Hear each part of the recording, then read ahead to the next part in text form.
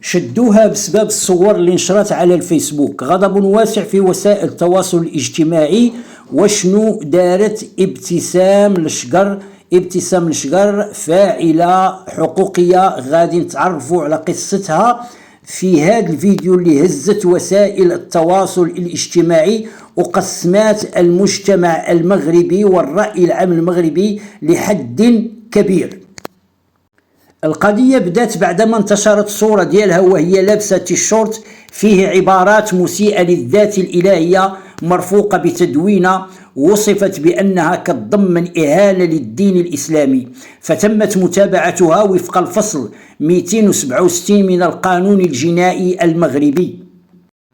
ابتسام الشقر من مواليد 1975، ناشطة في مجال حقوق الإنسان ومؤسسة مشاركة لحركة مالي للحريات الفردية اللي عندها تاريخ طويل في الأنشطة المثيرة للجدل، منها تنظيم الإفطار العلني في رمضان 2009 بمدينة المحمدية واللي كان سبب في احتجاجات واسعة.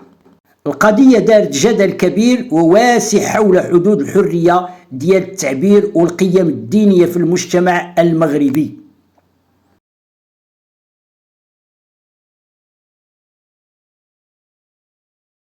بسم الله الرحمن الرحيم. السلام عليكم ورحمة الله وبركاته. أهلا وسهلا ومرحبا. القضية ديال ابتسام الشقر اللي تحكمت بالسجن بتهمة الإساءة للدين الإسلامي رجعت لنا الجدل القديم الجديد في المغرب، فين كيوصل حق حرية التعبير وفين كيبدا المساس بالمقدسات. حينما تكون الإساءة إلى مقدسات الدين ليست تصريحا عارضا ولا خطأ تعبيريا ولا فكرا مخالفا، وإنما هو عمل مدبر وتعبير مسيء للذات الإلهي عن قصد مؤكد وسبق إصرار مبيت، فإنه لا يسعنا إلا أن نقول إن في المغرب قانون واجب التطبيق، وإن في البلاد مؤسسات تحمي المقدسات. الحرية ماشي انفلات، ماشي أنك تقول أي حاجة بلا قيود، بحال اللي قال الفيلسوف الفرنسي جون ستيوارت، قال حرية الفرد كتوقف عند الحدود اللي كتأذي الآخرين. حرية التعبير في القوانين الدولية وحتى في الدساتير كتعتبر حق أساسي، ولكن ديما كترافق بقيود: احترام النظام العام، الأخلاق، المشاعر الدينية. حتى المحكمة الأوروبية لحقوق الإنسان حكمت في واحد القضية مشهورة ضد النمسا بأن السب المباشر للنبي محمد صلى الله عليه وسلم ماشي حرية تعبير، ولكن إساءة كتقدر تخلق فتنة دينية داخل المجتمع.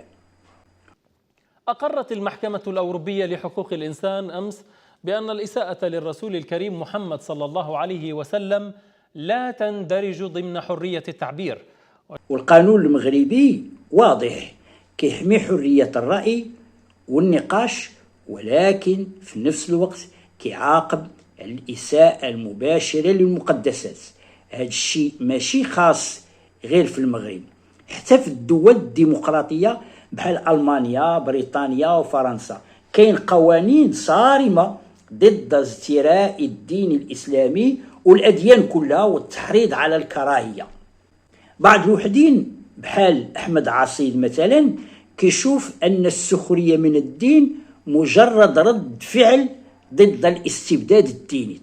راه السخرية من الأديان راه رد فعل على استعمال الدين بطريقة إما فيها إكراه أو فيها عنف أو فيها نظام اجتماعي قهري مسلط على الناس.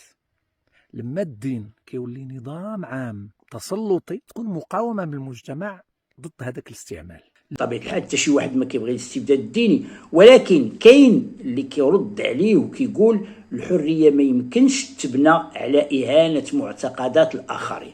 المحاكمة العادلة لهذه السيدة، وأيضا جاء بانسجام تام وواضح وصريح مع المقتضيات المتعلقة داخل القانون الجنائي، مع احترام المبادئ الدستورية المنصوص عليها في دستور 2011 ومع احترام كامل للمادة 19 من العهد الدولي للحقوق السياسية والمدنية. بمعنى نقيب عبد الرحيم الجامعي اللي اعتبر الإساءة للذات الإلهية مجرد رأي كان رد عليه بزاف ديال الحقوقيين. الرأي هو موقف قابل للنقاش، نعم الرأي هو موقف قابل للنقاش، أما السب والشتم فهو اعتداء صريح. القضية ديال ابتسام الشقر فتحت الباب أمام سؤال كبير: واش حنا كمجتمع فاهمين مزيان معنى الحرية؟ الحرية الحقيقية كيف ما قال المفكر العربي محمد عبدو هي ضبط النفس عند الغضب والالتزام عند الخلاف. يعني الحرية ماشي فوضى، ولكن توازن، نعبر على آرائنا ولكن بلا ما نجرحوا مشاعر الناس ولا نهدموا الثوابت اللي كتجمعنا.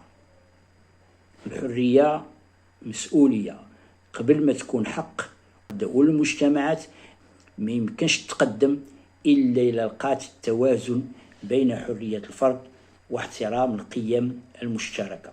والسؤال اللي خصنا نطرحه اليوم: كيفاش نقدروا نبنيو حرية واعية ومسؤولة كتخلي النقاش مفتوح ولكن بلا تجريح ولا استفزاز؟ او ارتداء هذاك المعطف او التيشيرت كان في المانيا، كان في فرنسا، وكان في انجلترا. لم يثبت نهائيا ان قامت بارتداء ذلك القميص هنا في المغرب، واعتقد ان التدوينه كانت على مواقع التواصل الاجتماعي بانها تم اعلانها على منابر الكترونيه واضحه.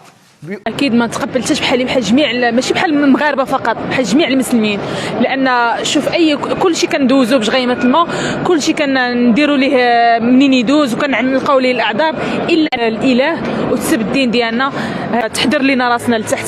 فكنطالبوا بتطبيق القانون الصارم في حقها كل من كيمس. لان متابعه هذه الناشطه لم يكن بتدخل تلقائي من النيابة العامة. لكن حينما تكون الإساءة إلى مقدسات الدين ليست تصريحا عارضا ولا خطأ تعبيريا ولا فكرا مخالفا، وإنما هو عمل مدبر وتعبير مسيء للذات الإلهي عن قصد مؤكد وسبق إصرار مبيت، فإنه لا يسعنا إلا أن نقول إن في المغرب قانون واجب التطبيق، والقانون المغربي واضح كيحمي حرية الرأي والنقاش، ولكن في نفس الوقت كيعاقب الإساءة المباشرة للمقدسات. هذا الشيء ماشي خاص غير في المغرب، حتى في الدول الديمقراطية بحال ألمانيا، بريطانيا وفرنسا كاين قوانين صارمة ضد ازدراء الدين الإسلامي والأديان كلها والتحريض على الكراهية. ابتسام الشقر من مواليد 1975، ناشطة في مجال حقوق الإنسان ومؤسسة مشاركة لحركة مالي للحريات الفردية اللي عندها تاريخ طويل في الأنشطة المثيرة للجدل، منها تنظيم الإفطار العلني في رمضان 2009 بمدينة المحمدية، واللي